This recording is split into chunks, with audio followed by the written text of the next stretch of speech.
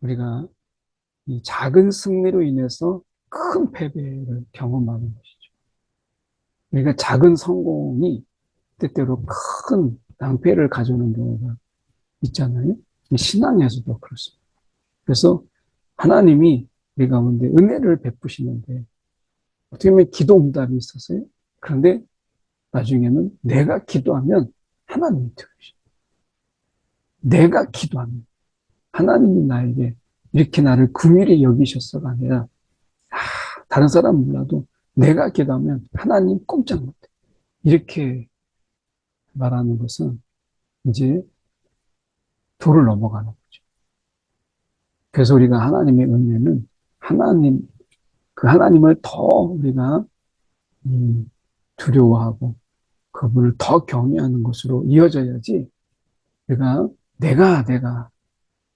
내 중심으로 돌아가는 것은 우리가 굉장히 위험한 거예요. 오늘 본문의 말씀은 열왕기하 14장 1절에서 16절까지 말씀입니다.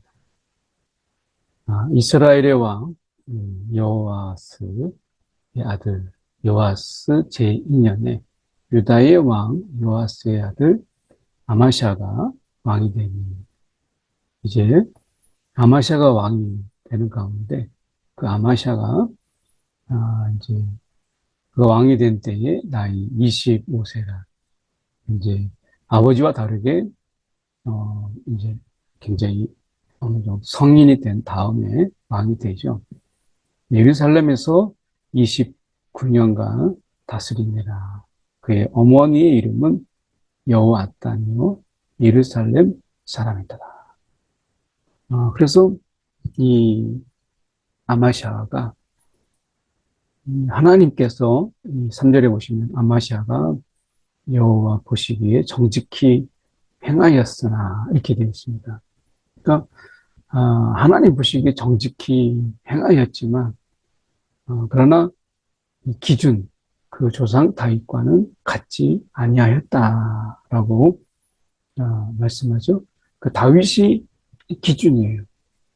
우리가 신앙 안에서 이 정도면 됐다라고 하는 자기 만족이 아니라 결국 하나님의 기준에 우리가 이르느냐 그 기준을 우리가 흡족하게 충족시키느냐라고 하는 것이 중요한 것이죠.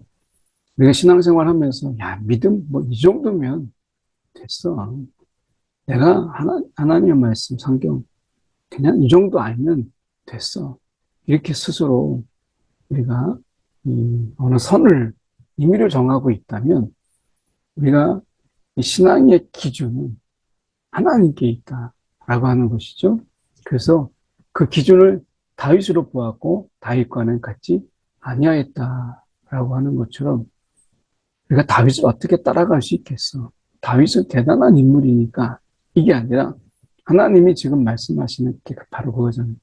다윗도 우리와 똑같은 그런 사람이고 그리고 그도 완벽한 자가 아니기 때문에 다윗이 기준을 했다는 것은 우리에게 하나님이 신앙의 수준을 요구하시는 기준이 있다라고 하는 거예요. 그러니까 하나님이 그 정하신 그 기준, 하나님이 원하시는 기준에 이르도록 사도 바울처럼 우리가 애쓰는 것이 중요한 것이죠.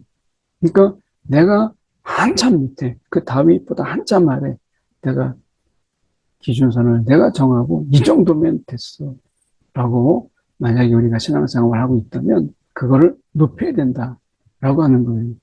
그의 아버지 요아스가 행한 대로 다 행하였어도 기준이 낮죠? 다윗이 아니라 아버지 요아스였어요. 하나님은 기준이 다윗이다. 요아스가 아니다. 라고 말씀하시는 거죠. 꼭 우리가 우리의 기준을 높일 수 있도록 하나님을 간절히 찾고 구하는 것이 필요합니다. 4절에 오직 산당들을 제거하지 아니하였으므로 백성이 여전히 산당에서 제사를 드리며 분향하였더라. 이제 하나님께서 예루살렘 성전 중심의 이런 신앙생활, 성전 중심의 신앙생활을 하나님이 원하셨지만 이 산당들, 성전이 있기 전에 산당에 가서 제사했던 그런 가운데 이 산당이 우상 숭배가 되고 그리고 일종의 샤머니즘이고 음란한 이런 종교로 전락해버리죠. 그러니까 이 제사가 그러니까 어떻게 보면 이 산당의 제사가 하나님이 일단은 원치 않았던 부분이 있고요. 두 번째, 본질을 잃어버렸다. 본질을 잃은 예배. 그러니까 우리가 내가 어디서든지 예배하면 되지 라고 하는 부분 속에서 그 본질을 잃지 않아야 되는데 여기 산당들이라고 하는 것은 그 예배의 본질을 잃어버렸어요. 그리고 이 산당의 제사가 이제 우상숭배나 일종의 하나님과 상관없는 이런 예배로 전락해 버립니다. 그래서 굉장히 음란하게 이 예배를 드려요. 그러니까 우리가 하나님께 예배하는 것은 하나님이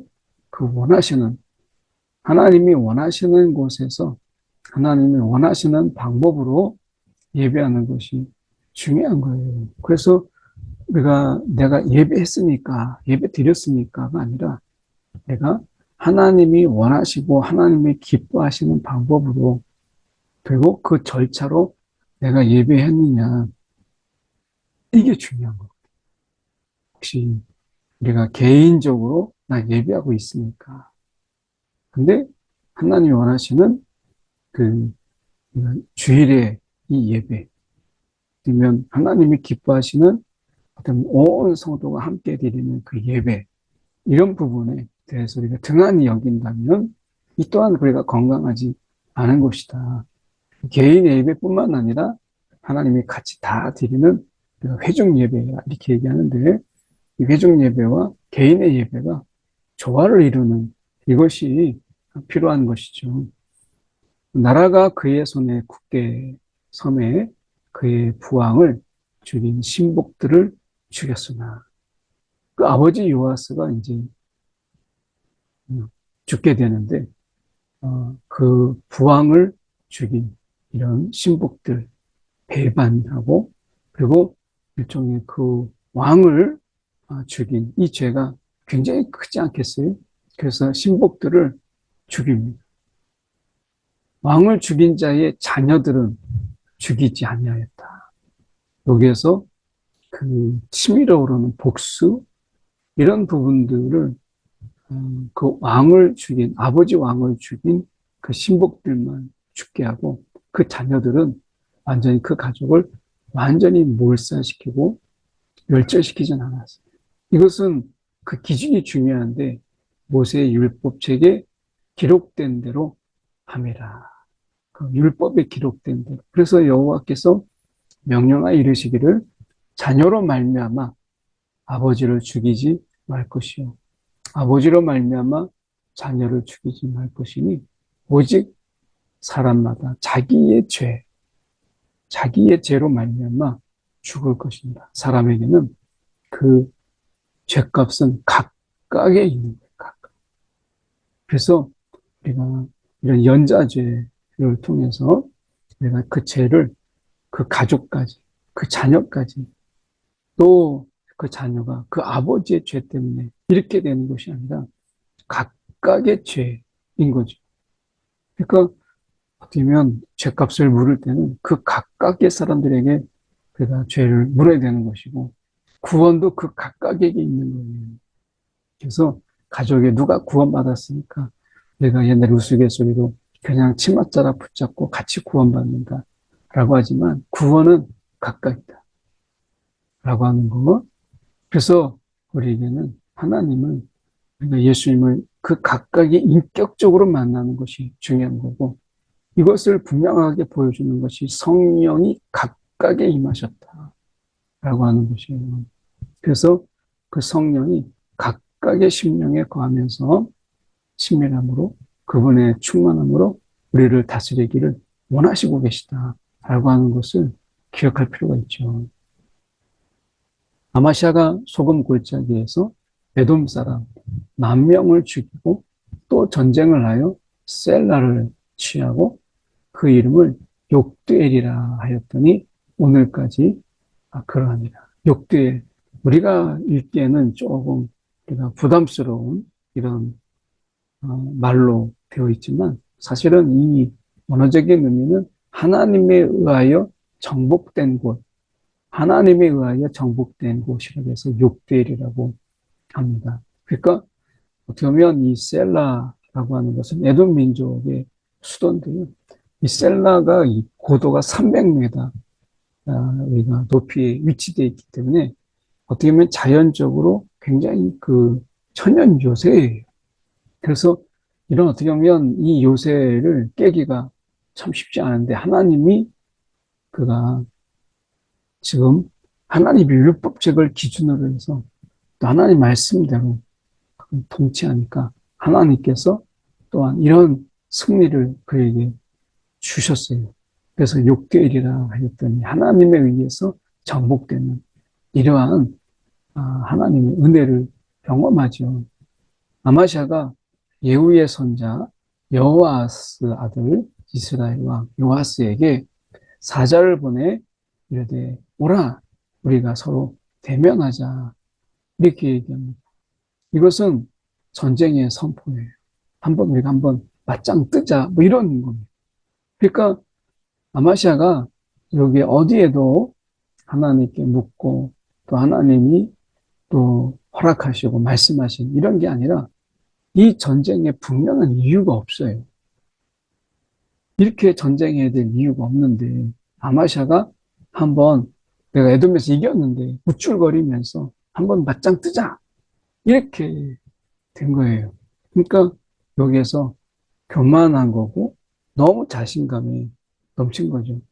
하나님의 은혜로 여기고 또 하나님 앞에 더 가까이 나가야 되는데 이런 하나님이 주신 승리 속에 자아도취에 빠져가지고 그래서 지금 정말 이유가 없는 그리고 그 많은 피를 흘려야 될 이유가 없는 이 전쟁을 그가 제안합니다. 이스라엘 왕 요아스가 유다의 왕 아마샤에게 사람을 보내 이르되 레바논 가시나무가 레바논 백향목에게 전가를 보내어 이르기를 내 딸을 내 아들에게 주어 아내로 삼게 하라 하였더니 레바논 들짐승이 지나가다가 그 가시나무를 짓밟았느니라.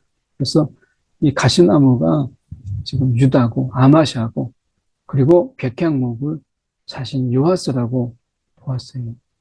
그래서 이렇게 너가 마치 우리에게 이 항복을 요구하는 것처럼 우리에게 맞짱 뜨자 이렇게 이야기하는데 내가 너에게 충고하는데 너는 이것 때문에 망할 수도 있어 라고 이야기한 것이죠. 분명히 이 요아스가 경고했어요. 근데 이게 아마샤에게 들리지 않은 거예요. 그러니까 어떻게 보면 이 아마샤가 가지게 되는 이 오류, 신앙의 이 잘못이 결국에는 우리가 이 작은 승리로 인해서 큰 패배를 경험하는 것이죠.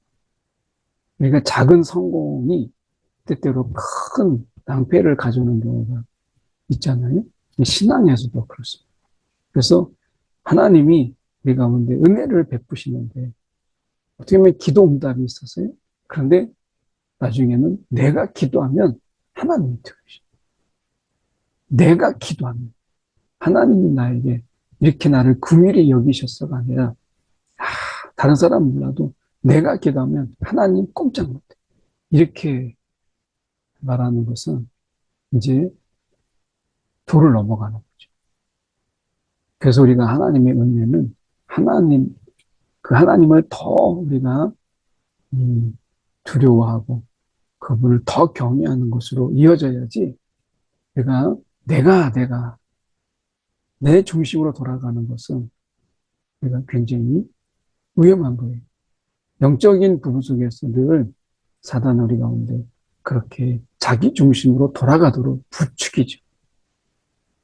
10절에 내가 에돔을 쳐서 파하였으므로 마음이 교만하였으니 스스로 영광을 삼아 왕궁에나 내 집으로 돌아가라. 어찌하여 화를 자취하여 너와 유다가 함께 망하고자 하느냐. 그러니까 너무나 꿰뚫었던 거죠. 그래서 이 이스라엘 왕 요아스가 이 아마샤의 이 마음을 그대로 꿰뚫은 거예요. 그래서 교만함으로 스스로 영광을 삼았는데 조용히 집으로 돌아가라. 집으로 돌아가라. 이렇게 이야기하잖아요. 너무나 정확하게 꿰뚫었던 거예요. 우리가 이런 정확하게 자신을 깨닫게 하는 말에 귀를 기울여야 되는데 아마샤가 지금 이 승리에 도취되어서 이걸 듣지 못한 거예요. 그래서 아마샤가 듣지 아니하므로 이스라엘의 왕 요아스가 올라와서 그와 유다의 왕 아마샤가 유다의 베세메스에서 대면하였더니 전쟁이 결국 일어나고 만 것이죠. 그러니까 참 이런 게 안타까운 거예요. 왜 전쟁을 해야 되는가? 분명한 이유, 분명한 목적. 이것이 없잖아요. 그리고 더 중요한 것은 하나님께 묻고 그리고 하나님의 허락하에 하는 것이 중요한데 분명히 하나님이 이 아마샤에게 이 이스라엘 왕 요아스에 의해서 경고하셨거든요. 너무나 분명하게. 근데 듣지 않았다. 아마샤가 하나님께 구하지 않으니까 하나님이 이스라엘 왕 요아스로 인해서 분명히 냉철하게 경고하셨어요. 근데 듣지 않아요. 유다가 이스라엘 앞에서 패하여 각기 장막으로 도망하죠. 이제 군인들이 패하고 도망하고 그리고 그들이 후퇴함으로 인해서 그들의 군대가 흩어져 버렸어요. 이스라엘 왕 요아스가 베세메스에서 이 아하시아의 손자 요아스의 아들 유다 왕 아마샤를 사로잡고 이게 뭡니까? 사로잡히게 됐어요. 예루살렘에 이르러 예루살렘 성벽을 에브라임 문에서부터 성 모퉁이 문까지 400규빗이 헐려요. 성벽이 헐리게 되는 무참한 이런 공격을 당하고 아마샤가 사로잡히는 이런 수치 여기 이르게 되는 거죠. 결국 교만이나 자아도취, 승리에 도취되어서 이런 하나님의 경고 그리고 하나님께 인도함을 받지 않는다면 결국 그에게 남아있는 것은 이런 패배와 불행과 그리고 그들에게 가진 수치예요. 이것을 우리가 생각해 본다면 오늘도 하나님께 묻는 것은 선택이 아니라 우리에게 필수다라고 하는 것을 말씀하고 있는 것입니다. 또 여호와의 성전과 왕궁 곳간에 있는 금, 은과 모든 기명을 탈취하고 또 사람을 볼모로 잡고서 사마리아로 돌아갔더라. 이건 뭐 완전히 털린 거죠. 요아스의 남은 사적과 그의 업적과 또 유다의 왕 아마샤와 싸운 일은 이스라엘 왕 역대지략에 기록되지 아니하였느냐. 남은 게 없어요. 아마샤와 이 싸운 일, 요아스가 이것이 기록되었다라고 이야기합니다. 어떻게 보면 요아스나 또는 아마샤나 어떻게 보면 하나님 앞에서 부끄러운 것은 마찬가지죠. 이 작은 승리가 결국 요아스에게 뭐 영광이 되거나 개인적으로 세상적으로는 맞지만 하나님께 앞에 둘 다 부끄러운 그런 싸움이었다라고 하는 것을 보여주죠. 요아스가 그의 조상들과 함께 잠에 이스라엘 왕들과 사마리아에 함께 장사되고 그의 아들 여로보암이 대신하여 왕이 되니라. 여기서 여로보암은 이제 여로보암 2세죠. 왕이 되니라.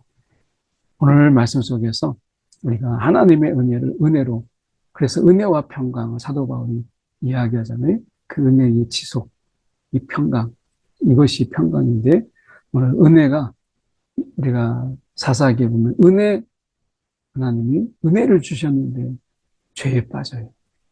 결국 하나님의 심판에 임하게 되는 것을 보잖아요. 오늘 은혜가 되는 더 큰 은혜 위에 은혜가 우리 가운데 있는 그런 삶. 그것을 누리는 저와 여러분이 되기를 간절히 소망합니다. 기도하겠습니다. 사랑이 많으신 하나님 아버지, 오늘도 우리의 기준이 아버지 하나님 기준을 낮춰서 거기에 자족하는 신앙이 아니고 기준을 우리가 높여서 우리가 하나님이 원하시는 기준에 이르도록 우리가 힘쓰고 애쓰고 하나님께 전념하는 우리의 신앙이 되게 하시고 오늘 우리가 스스로 그 은혜의 또 승리의 돛이 되어서 하나님을 잃고 자기 중심으로 돌아가는 어리석은 자의 삶이 되지 않게 하시고 우리의 삶에 끊임없이 하나님 중심의 삶을 살아가는 모두가 되도록 인도하여 주옵소서. 살아계신 예수 그리스도를 받들어 기도드립니다. 아멘.